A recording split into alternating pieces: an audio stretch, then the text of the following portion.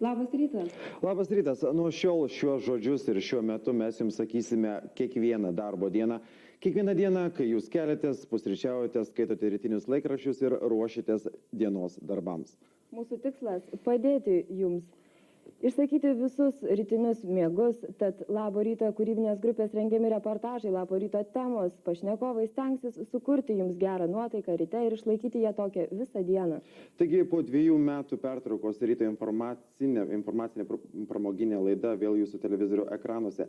Mums ir jums taip pat nebus lengva keltis rytais, jo labiau, kad mūsų tikrai niekas nežadins, na, o mes žadinsime jūs. Na, o kaip rytą pasitinka kitų masinio informacijos priemonių atstovai?